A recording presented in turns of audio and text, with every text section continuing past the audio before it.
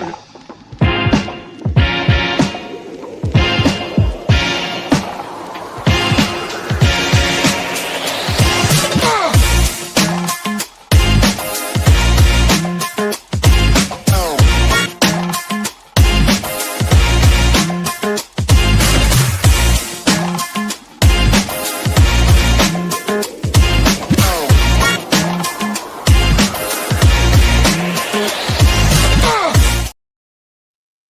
Hey, I'm Candid Frank. He's Aaron William Freeland, and this is Maple Leaf Talk. The red maple leaf, like the one behind me in the color that I'm wearing. That doesn't mean we don't talk about the Toronto Maple Leafs. They have three players of good standing as far as quality players in the Olympics, and they have a couple of other players that are in there as well, and former players that weren't good enough to stay with the team, but made it to the Olympics. Hi, Aaron. Hi, Frank. All right, so let's. What's new with you? Not a whole heck of a lot. There's a new barber shop that opened in my neighborhood strip mall. I had a chance to give them some of my patronage this weekend, so that was fun. Can you give me a close up because I can't see the hair? Where is it? Oh, there is hair there. Barely. They cracked it back for me in short order. They offer a price for buzz cuts, so I went for one of those. What was the buzz cut? $10? $18.90 plus Holy tax. shit! I get. Well, it's because I'm old and I don't have a full head of hair, so I guess I pay the same kind of price. It's a senor. I pay the Mexican price, the senor price. Ha! Very well done, sir. All right. So what's this? Nylander expects Sweden to do what? Well, Nylander kind of figures that things are going to be tough. Because Sweden beat Latvia today, all three Toronto Maple Leafs are going to be going head-to-head in a do-or-die game. That's going to be Austin Matthews playing against Nylander and OEL. It's also the first time those two teams will face each other since the Four Nations face-off in February last year, aside from the 2025 World Championships, which none of the three Maple Leafs actually played in. It won't be the first time Matthews and Nylander have played each other in international competition, though. Despite several opportunities to go against one another in the World Juniors, the World Champions, and the Four Nations face-off, the last time Nylander actually played against Matthews was way back in the Under-18 Worlds in 2014, where the United States beat Sweden 4-1 in that. Sweden did beat the States 2-1 in the Four Nations face-off, but at that point in time, Matthews was absent because he was resting a lingering injury. They didn't play each other in the 2015 or 2016 Worlds. Nylander played part of one game against Switzerland before his tournament ended due to a concussion. So, they overcame Latvia rather handily. But Nylander does expect stiff competition, and like Matthew Tkachuk said about his teammate Tim Stützle on Team Germany, ain't no such thing as teammates out there. So we expect them to play each other hard. That's what we love about hockey, and it's what we know about lacrosse. For those of you that love lacrosse, it is what it is. You don't always play with the same players. There's a different season, a different event, and you get to know them really well. And in some ways, you get to know them a lot better. That's very true. There's nothing quite like rooming with a teammate in an Olympic village to learn everything about them in as short a time as possible. Yeah, everything you want and don't want to know. Exactly. How loud does he snore? Because, that was the OEL Nylander thing that was an issue. That Nylander was apparently very messy. There you go. Okay, let's talk about Matthews, and I've been one of the critics, that has said he hasn't spent time, being on the positive side of his play when it comes to key games. Every Olympic game is a key game, but to your point, the next game's going to be even more because it's one and done. Yeah, this is where things get really interesting. Now, Team USA beat Germany 5-1 in their final preliminary game of the tournament. That win secured Team USA a ticket to the quarterfinals as the 2 seed, behind Canada due to their plus 17 goal differential. Team USA's goal differential is only a plus 11. Matthews scored 2 of the USA's 5 goals and recorded an assist in Sunday's win. He also assisted on the first goal of the game to put the United States ahead late in the first period. Entering these games, Maple Leafs and Team USA fans were keen to see how Matthews would perform in best-on-best action after dealing with an injury throughout the Four Nations face-off last February. It took a little time for him to ramp up earlier this season, but since January 1st, Matthews has had 11 goals, tying him for the second most in the NHL during that time frame. And as it currently stands, with the points that he's had so far, he's busy leading Team USA at this point.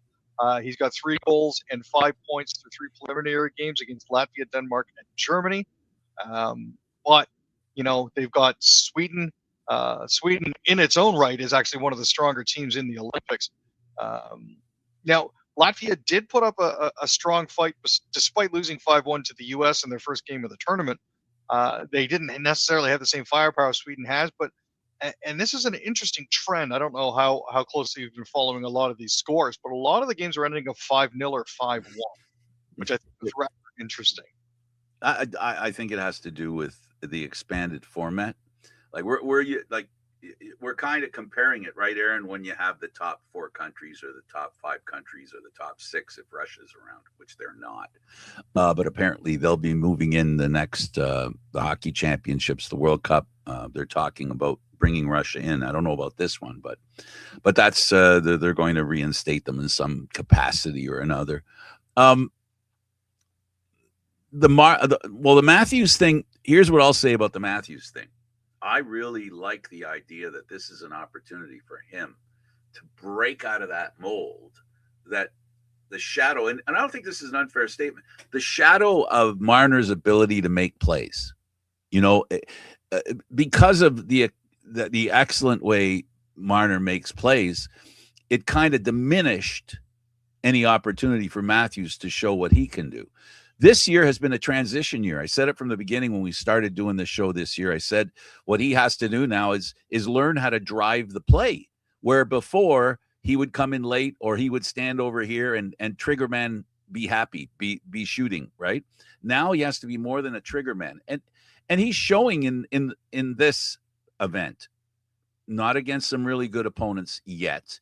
This is why I say the opportunities here, like we'll see how he does against Sweden.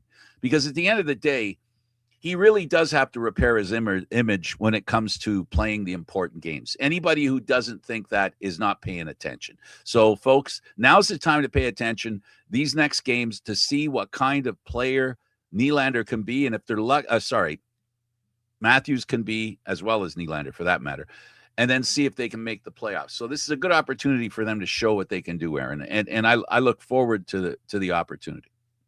Oh, 100%. And another big factor in that is going to be for the Marlies as well, because of the fact that they're entering a stretch run here, and the Marlies are entering a stretch run looking for a position in the AHL playoffs. Their win yesterday against Laval, this is an opportunity for players like Dennis Hildeby to reestablish themselves. This is an opportunity for Aksiomov to establish himself as well after having played in the AHL All-Star game. Bo Guru is going to have an opportunity potentially as well.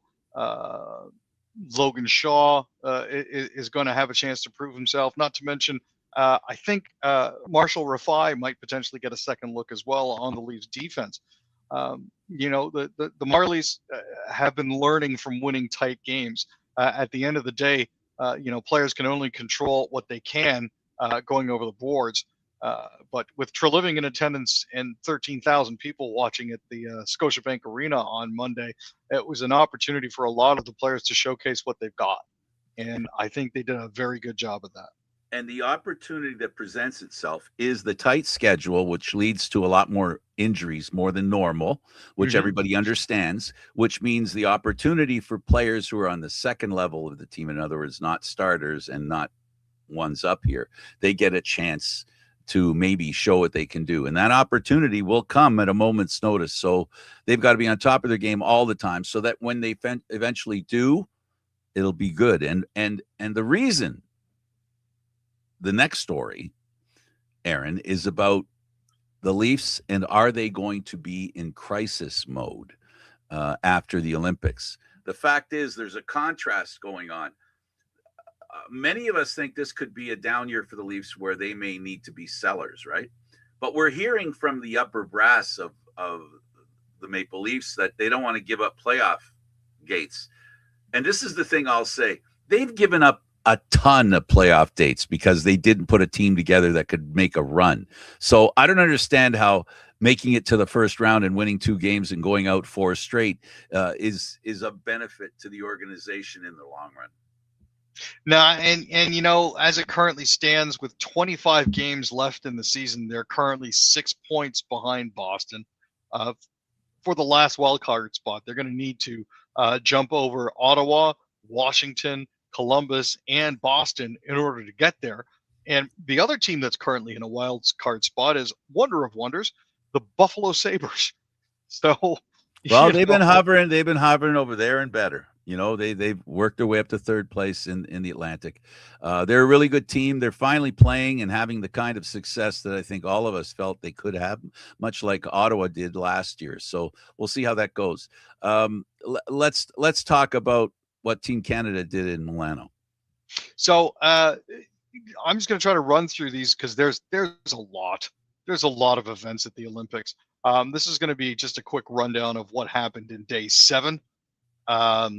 In figure skating, Steven Gogolev performed a nearly flawless free skate to place second with 186.37 points.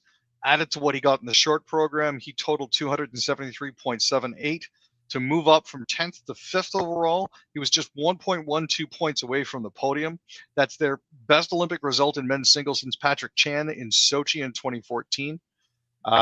Team Canada managed to secure a top spot in Group A with a 5-1 win. There it is, over Switzerland. Logan Thompson made his first Olympic start and had 24 saves in the win. In the long track, Ted Jan Blumen had a beautiful goodbye, competing one last time in front of his wife and kids. After his 9th place finish in the men's 10,000, he took a lap around the oval to bid farewell. Tom Stephen finished 9th in the men's 10-kilometer freestyle cross-country skiing race. He's never cracked the top 20 in an individual event in the FAS World Cup circuit. In curling, Team Jacobs is now 3-0. They got 2 wins on Friday. They started the day with a 6-3 win over the States and finished off with the 8-6 win over Sweden, which led to Cheatgate and Pokegate. In snowboard, Audrey McManaman was eliminated in the 8th finals of women's snowboard cross, ranking her 17th overall.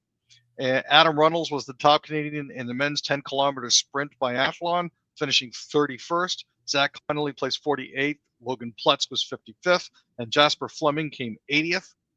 After 2 runs of skeleton, Jane Channel was in 15th. Hallie Clark was sitting 20th. Their final runs were on Saturday. And Joseph Brusik ended the men's skeleton event in 24th place with a 4-run time of 3:52.32. Day 8, we're getting there. We're slowly getting caught up. Another bronze on the board for Team Canada as Laurent Dubreuil got the Olympic medal he'd long been coveting. He won the bronze in the men's 500, which was awesome.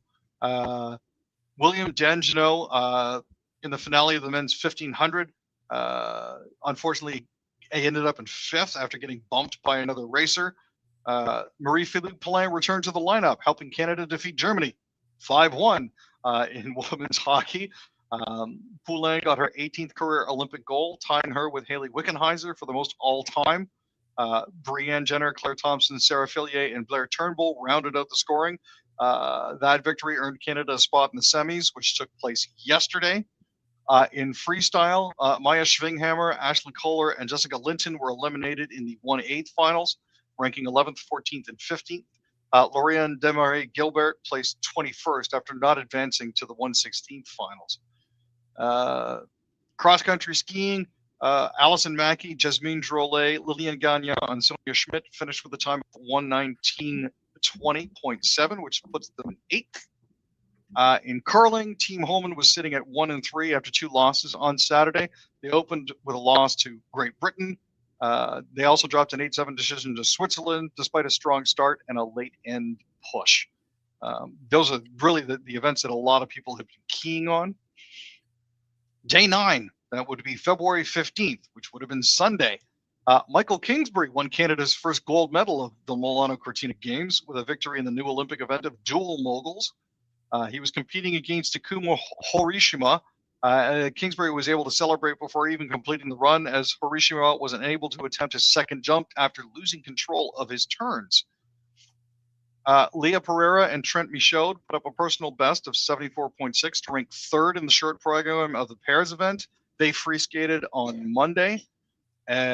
Hockey, Canada dominated France 10-2, which is a multiple of 5-1 for the final in the preliminary round, earning a bye through the quarters. 9 different players had goals for Canada, with 19-year-old Maximus Alberini scoring twice. Important to note here, the player that Tom Wilson fought, Crinon, was actually banned and removed from the tournament by Hockey France for his part in the fracas after elbowing Nathan McKinnon in the head, which was only 2. A lot of people thought it should have been 5, but it is what it is. He didn't get punishment. He got punishment from his team. They felt that his behavior towards the fans as he was leaving the rink was not sportsmanlike, and so they decided to punish him. Yeah. So as a result, he was held out.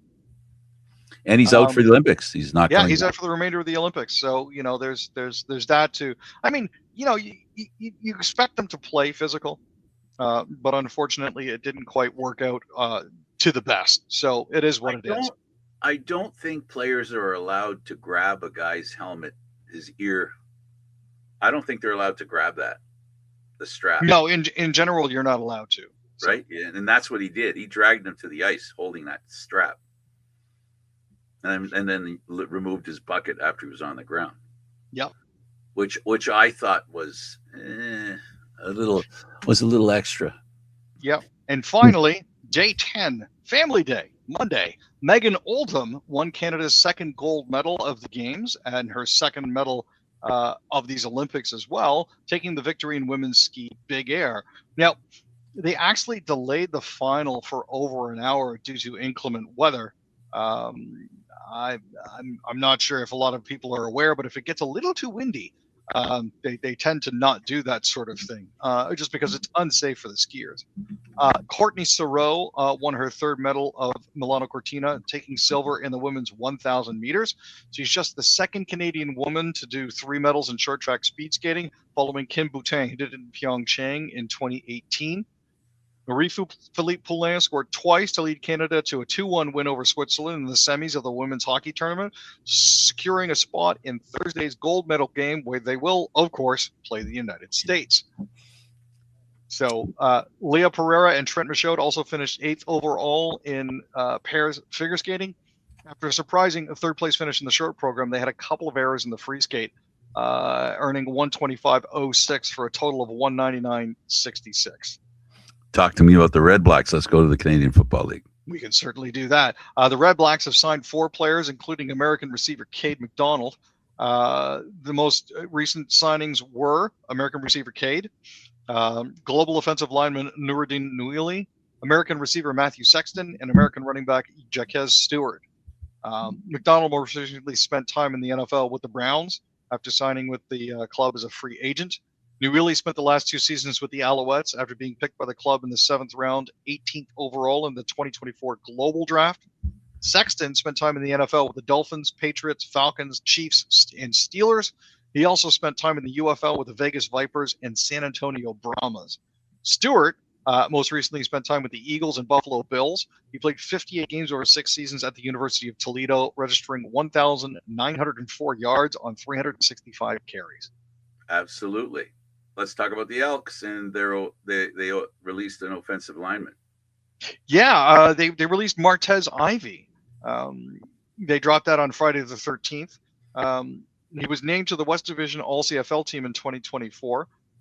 He was traded from the Argonauts to the Elks just before the 2022 season and spent 4 years with the Elks all the way up until last season. He's appeared in 67 games over 5 years in the CFL. So we'll see where he picks up. Well, he could an experienced Canadian Football League player. Let's talk about the Lions, and they signed a defensive back. Yeah, they signed Deontay Ruffin and quarterback Giovanni McCoy. Ruffin was a pending free agent before he was released by Montreal in January. He played 46 regular season games over the last 4 seasons. He moved to the Calgary Stamps in 2022, appearing in 9 games. Signed with the Owls in 23 and registered 23 tackles and a forced fumble in 11 season games. McCoy began his collegiate career in Idaho from 21 to 23, suiting up in 26 games and completing 448 of 684 passes for 5,843 yards. So they're getting a decent offensive arm in there as well. So that's a good thing for them all around. Absolutely. The best thing ever. Let's talk about the Bombers. They've signed American defensive back Robert Javier and American wide receiver Jamoy Mays. Javier signs up with the Bombers after time in the CFL and NFL and a 5-year collegiate career at Towson. After his release from the NFL in September 24, Javier actually had signed with the Saskatchewan Roughriders, spending the rest of the season on the practice roster. Mays signed with the Bombers after time in the NFL, and a 5-year collegiate career with Cincinnati and Chattanooga between 2020 and 2024. And 2025, Mays signed with the Bengals as an undrafted free agent and competed in training camp. He appeared in all 3 preseason games, had 1 reception for 48 yards on 5 targets. Excellent. Let's talk about Scotty Barnes of the Raptors. Yeah, Scotty Barnes had a fantastic all-star long weekend, let me tell you. He actually hit a buzzer beater in the opening mini game against the World. He was playing for the USA Stars and hit a 3-pointer for a 37-35 victory in the first of 4 games at the Intuit Dome in Inglewood, California. He then added the punctuation to a dominant tournament final victory for the Stars, hammering down a dunk with 0.9 seconds left to cap a 47-21 victory over Team Stripes, which featured teammate Brandon Ingram. He finished with 11 points in his 3 minigame appearances.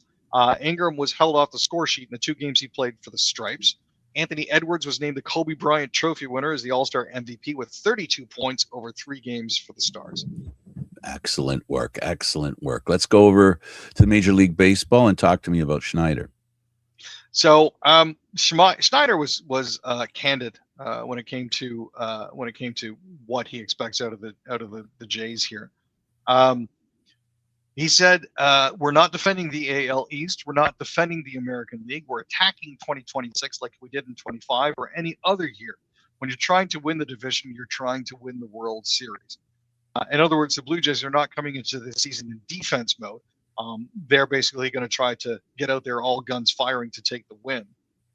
They're going to open their preseason on Saturday against the Philadelphia Phillies. And will play their first regular season game against the Oakland A's on March 26th. What a giant target on their back. Oh, Vladdy has some stuff to say. Yeah. He said through his interpreter, when I left, I felt like I'd faced reality. The only thing I had left to say to myself was just thank God for the year I had, for the year the team had. And after that, I turned the page. He says the Jays are very capable. It's going to be a lot more fun, and I'm actually more happy than last season. I have good feelings about this year, and know we're capable of doing a lot of good things. He signed a 14-year, $500 million contract back on April 9th with the Jays.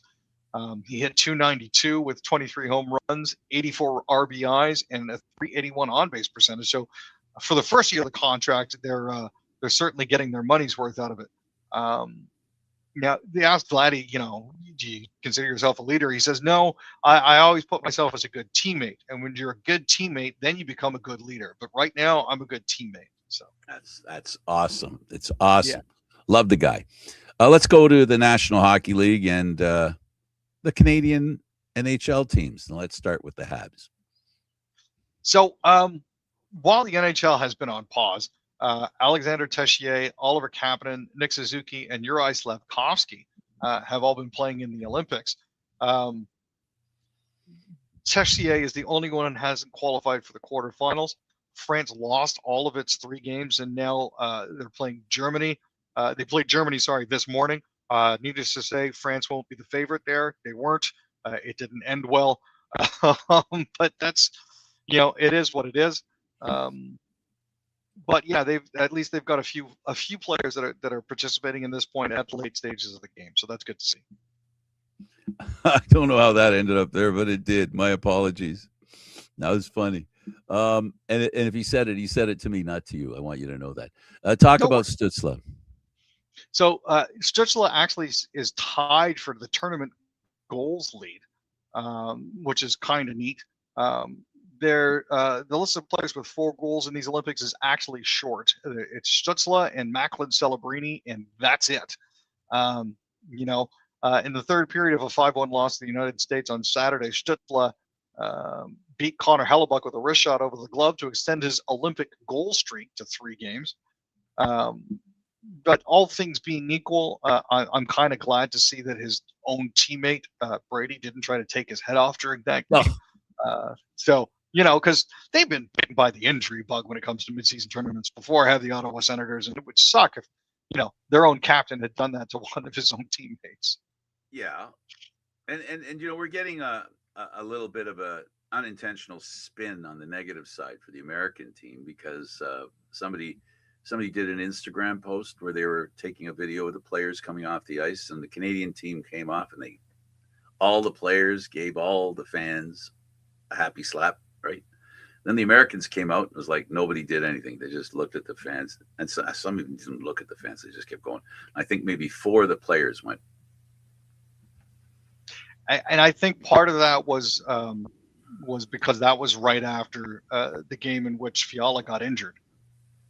I think Wilson fell on in that game. It gave him a couple broken bones. But that, I think, was more of an acknowledgement of that. Thank you for sticking with us and being around more than anything else. But yeah, the lack of interaction between Team USA and their fans is a little concerning. Jets.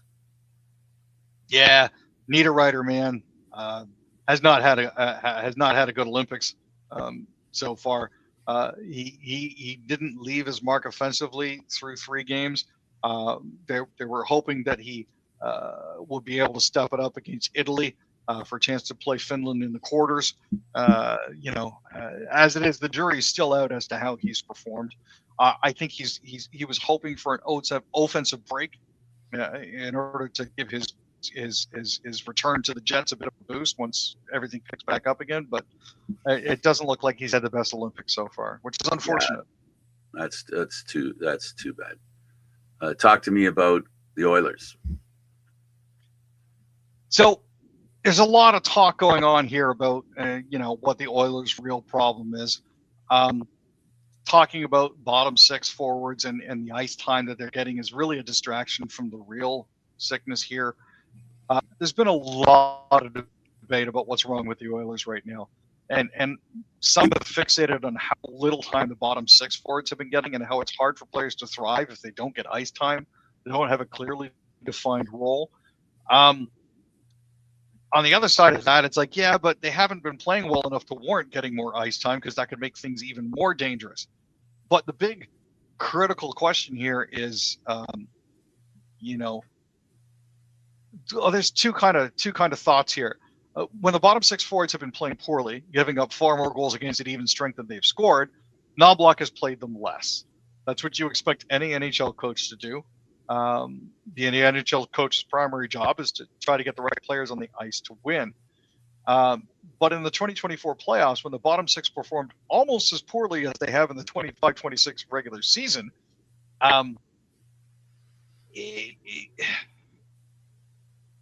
they haven't been that much worse than the bottom 6 in the playoffs.